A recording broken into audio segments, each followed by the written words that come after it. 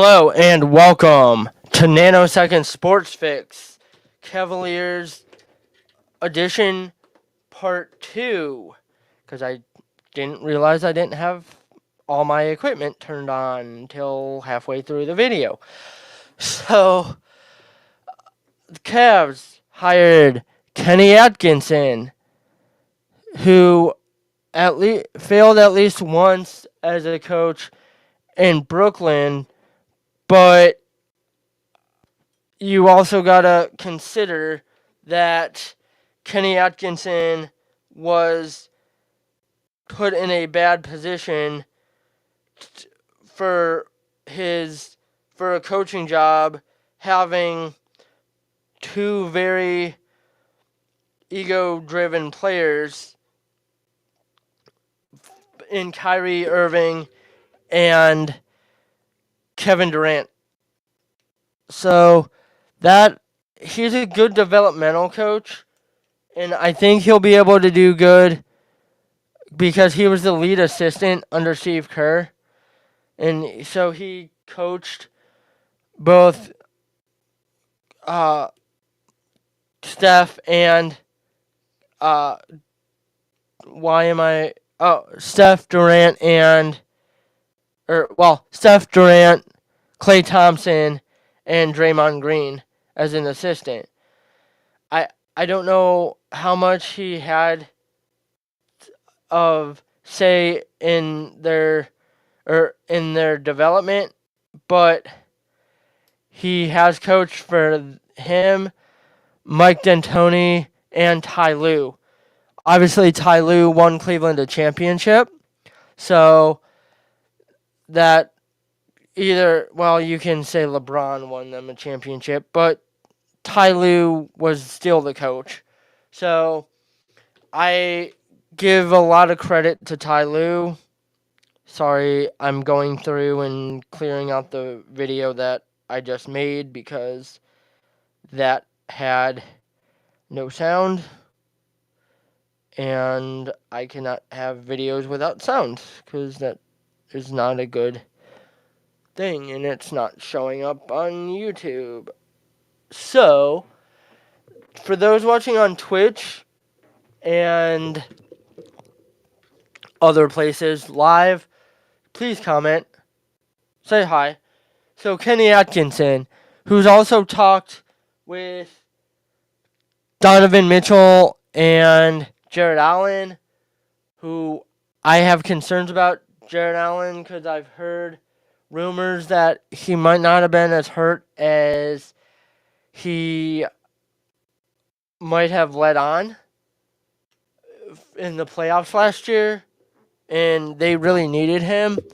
The biggest thing right now is development of Evan Mobley, and from what I've heard, Atkinson is a really good coach for development, so we'll see. I'm really interested in seeing who he brings in for his assistant positions.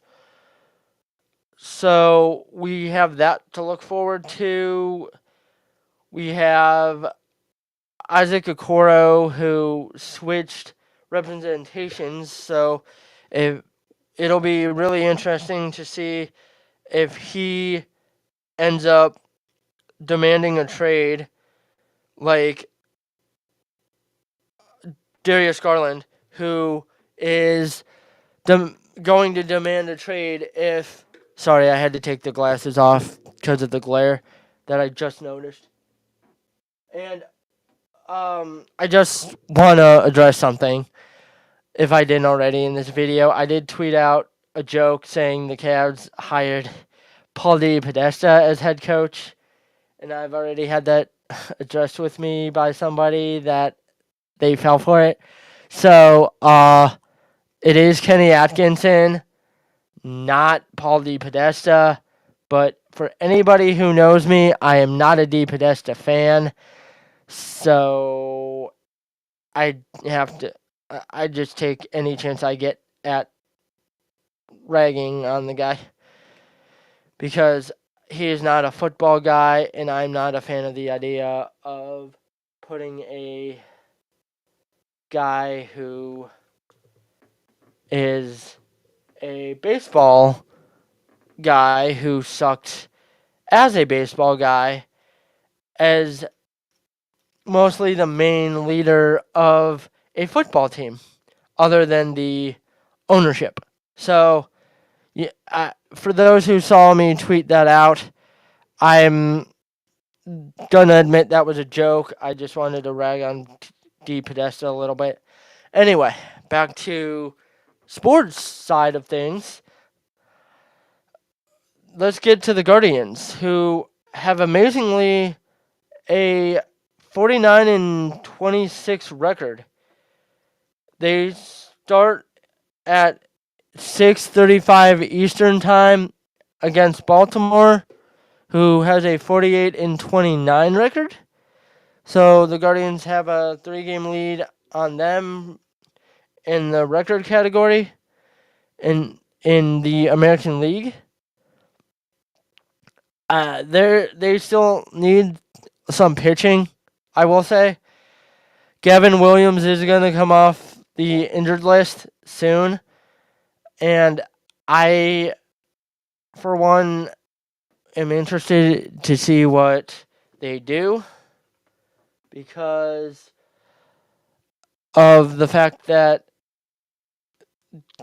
Tristan McKenzie has been struggling, and so has Carlos Carrasco. One of them are going to have to go, and I don't think Tristan McKenzie has options to be sent down unless he gets put on the injured list and has to rehab.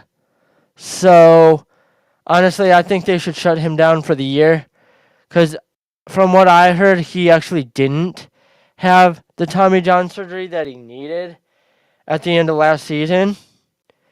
And that's probably why he's pitching so bad. Or that's why he's struggling, because his elbow is still in bad shape. So I just think that they need to put him on IL, trade for a pitcher, maybe even throw Gabriel Arias in a trade to give him a new start. See maybe if he can be developed better somewhere else. Because right now, he's having a rough season. He's not really playing a lot, so I think they need to trade him to another team. I forget the dude's name that they called up the utility guy who can play outfield and infield, but Schneeman, I think. But if they call him up, or since they called him up, he's been doing well. He could play infield and outfield pretty well as a utility guy. I mean, they tried to do with him what they did with Tyler Freeman, with Arias, that is. But Arias just didn't develop anywhere as a hitter or as a position player. It's time for him to go. Like, I think for him to succeed, he needs to start a new start. Maybe another hitting coach, fielding coach, something. But right now, he has fallen so far into a position that he doesn't want to be in, that nobody wants to be in. Because you got Schneeman, who is playing well and can play most of the infield and can play left field. So, and play it pretty well. So, for them to keep Gabriel Arias would be kind of a joke. There's roster spots that could be better used at that point. So Arias has to go. Nothing on the Browns front or NFL front. So with that, I wrap it up and have to find my cursor. Have a great day.